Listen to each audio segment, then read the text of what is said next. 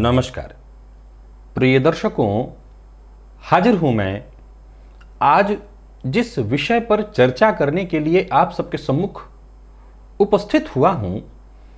ये विषय, ये प्रश्न आप सभी दर्शकों के द्वारा बहुत बार मुझसे पूछा गया है। ऐसा नहीं है कि मैंने इसका जवाब पूर्व में नहीं दिया, लेकिन ज्योतिष एक ऐसा विषय है जब इसमें आप परत दर परत और गहराई से उतरते हैं तो कुछ न कुछ विशेष अनुभव भी आपको होता है। प्रायः अनजाने में लोग एक प्रश्न पूछते हैं कि जन्म कुंडली में अगर ये ग्रह खराब है तो क्या आजीवन ऐसे ही खराब ही रहेगा। एक बड़ा गंभीर ये यक्ष प्रश्न है कि जिसकी जन्म कुंडली में 9 में से कोई भी ग्रह खराब है, क्या आजीवन वो खराब ही रहेगा। प्रिय दर्शकों, अगर आप मेरे कार्यक्रम को बहुत पूर्व से देखते हैं तो मैंने सदैव आपको कहा कि ये ग्रह असल में तत्व हैं, तत्व को प्रदर्शित करते हैं। ग्रहों के अंश बल को जब हम देखते हैं, कोई ग्रह कुंडली में कमजोर है, कोई ग्रह कुंडली में बहुत बलवान है, तो असल में ये शरीर में विद्यमान उस तत्व के बारे में इंडिकेट कर रहा है कि किस व्यक्ति के भीतर कौन सा तत्व बहुत ज्यादा है, कौन सा व्यक्ति अग्नि तत्व का है, किसके भीतर जो अग्नि तत्व है वो बहुत ज्यादा प्रचंड रूप में है। सीधी सी बात है, जिसके अंदर अग्नि तत्व ज्यादा है उसके अंदर क्रोध की मात्रा भी ज्यादा होगी, यानी कहीं ना कहीं ये तत्व को प्रदर्शित करता है। अब सवाल उठता है कि क्या स्थान परिवर्तन, विशेषकर विदेश चले जाने से, क्या जन्म कुंडली में स्थित ग्रहों के प्रभाव में अंतर आता है। इस सवाल का जवाब मैंने पूर्व में भी दिया और मैंने सदैव कहा ना, नहीं बदल सकता। आज भी मैं ये कह रहा हूं ना, लेकिन हां, जैसा मैंने कहा कि ज्योतिष एक अनुभव गम्य विषय है। समय के साथ जैसे परत दर परत आपको अनुभव होता है तब आप उसमें कुछ और नयापन ढूंढते हैं। सामान्यतया देखा जाए तो एक उदाहरण से समझिए। मान लिया जाए कि इस समय, वर्तमान समय में, या कभी भी एक उदाहरण से आप मान लिया जाए कि कोई ग्रह नीच राशि में है। एक उदाहरण लीजिए, सूर्य नीच राशि में संचरण कर रहे हैं। तो ऐसा तो है नहीं कि भारत के लिए सूर्य नीच राशि में संचरण कर रहे हैं और अमेरिका के लिए सूर्य नीच राशि में संचरण नहीं कर रहे हैं। असल में देखा जाए तो वो पूरी पृथ्वी के लिए नीच राशि में संचरण कर रहे हैं। तो चाहे वो भारत में रहे व्यक्ति या अमेरिका में, नीच के सूर्य का जो प्रभाव है वो तो कमोबेश वैसे ही रहेगा। तो क्या दिन और रात के परिवर्तन से बहुत हद तक अंतर आ सकता है? इसमें भी कोई बहुत बड़े परिवर्तन की बात तो नहीं कही जा सकती है। अगर देखा जाए तो दिन और रात के परिवर्तन से सब कुछ बदल जाएगा, ऐसा कहना भी गलत ही हो जाएगा। लेकिन चूंकि ज्योतिष देश, काल और परिस्थिति का विज्ञान है, अब एक उदाहरण से समझिए।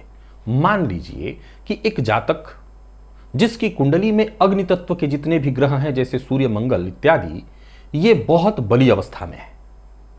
ये इसका अग्नि तत्व बेहद प्रचंड रूप में है।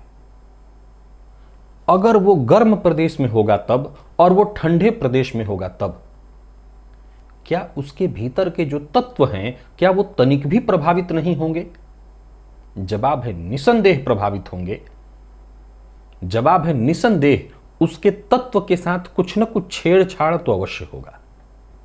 जैसा कि मैंने कहा कि ग्रहों के अंश बल का जो प्रभाव हम देखते हैं जन्म कुंडली में, कोई भी ग्रह बली है, कोई भी ग्रह कमजोर है, तो असल में तत्व को प्रदर्शित करता है। अब अगर उस तत्व से जुड़कर देखा जाए तो मान लिया जाए कि किसी व्यक्ति के साथ किसी भी तरह की परिस्थिति को देखिए। जैसे एक उदाहरण से समझिए, कोई व्यक्ति जिसकी जन्म कुंडली में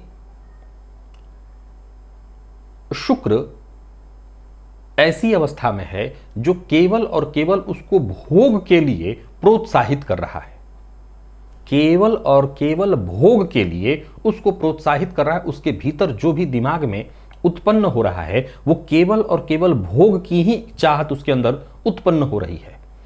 अब ऐसे व्यक्ति को हम किसी ऐसे जगह पर रख दें जहां केवल और केवल सत्संग होता हो, केवल और केवल धार्मिक विचारधारा ही, दिन भर धार्मिक व्याख्यान ही चलते हों, और उस व्यक्ति के लिए फिलहाल वहीं रहना उसकी मजबूरी बन जाए, क्या कोई प्रभाव उसके ऊपर नहीं आएगा? क्या स्थान विशेष का कोई प्रभाव उस पर पड़ेगा ही नहीं? जवाब है 100% पड़ेगा। इससे क्या अंतर आएगा? इससे उसका शुक्र कमजोर पड़ेगा।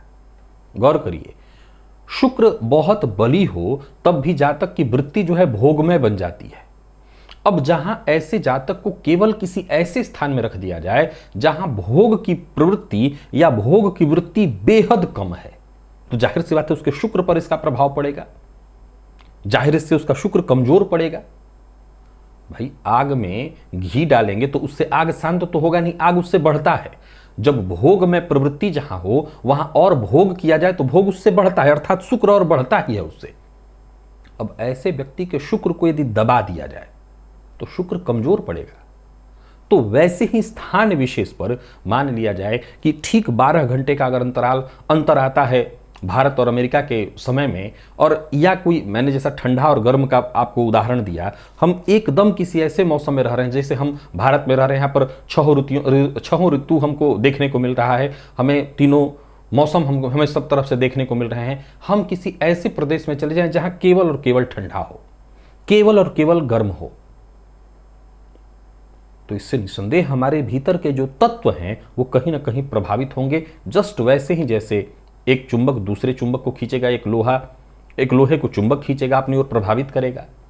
तो हां, मैं ये बात आपको अवश्य बताना चाहता हूं कि जन्म कुंडली में जो ग्रह जिस अवस्था में, अर्थात तत्व, वो तत्व पूरी तरह से कभी बदलते नहीं है, वो तत्व आजीवन वैसे ही रहते हैं। हमारे खान पान, रहन सहन, हमारे द्वारा किए गए प्रयोग उपाय के द्वारा उन तत्वों में कुछ हद तक अंतर आता है, वैसे ही ये प्राकृतिक नहीं अप्राकृतिक होगा। कोई व्यक्ति प्राकृतिक रूप से खूबसूरत हो तो वो थोड़ा सा भी रंग रोगन अपने चेहरे पर कर ले तो खूबसूरत दिखेगा, लेकिन प्राकृतिक रूप से बहुत खूबसूरत ना हो तो चाहे वो कितना भी सज ले, एकदम से प्राकृतिक रूप वाला खूबसूरती तो उसे मिल ही नहीं सकती। ऐसा ही है। तो जो तत्व प्राकृतिक रूप से हमारे भीतर है, जो तत्व बली या कमजोर है, वो तो यथावत वैसे ही रहता है, लेकिन ऊपरी रंग रोगन से कुछ हद तक उसमें अंतर आता है, और वही जगह परिवर्तित कर देने से, अक्षांश और देशांतर को पूरी तरह से बदल देने से भी बहुत हद तक ग्रहों के प्रभाव में अंतर आता है। और जैसा कि मैंने कहा कि ये अनुभव गम्य विषय है, मैंने कुछ ऐसी कुंडलियां देखी जहां ग्रहों की स्थितियां भारत के लिए कमजोर थी, लेकिन विदेश गमन के बाद उस व्यक्ति के जीवन में भी बदलाव आया, भाग्य में भी परिवर्तन आया, और उसका विकास जो है बहुत अच्छा हुआ। यानी स्थान परिवर्तन से ग्रह के प्रभाव में अंतर आता है, या यूं कहें कि ग्रह के प्रभाव में अंतर आता है। ऐसा नहीं है कि ग्रह के तत्व पूर्णतः बदल गए, लेकिन हां, स्थान विशेष के परिवर्तन से निसंदेह ग्रह के प्रभाव में अंतर आ जाता है। तो यदि आपकी कुंडली, अब सवाल एक और गंभीर है यहां पर, मान लिया जाए कि किसी ऐसे तत्व की हम चर्चा कर रहे हैं, जैसे अब ऐसा कोई व्यक्ति जिसके अंदर अग्नि तत्व बहुत मजबूत है और एकदम ठंडे प्रदेश में चला गया, तो संभव है, हर सिक्के के दो पहलू होते हैं, तो जहां स्थान परिवर्तन से किसी को लाभ हुआ तो संभव है किसी को स्थान परिवर्तन से हानि भी हो। यानी अगर कोई विदेश में चला जाए तो संभव है कि विकास की जगह ह्रास भी हो जाए।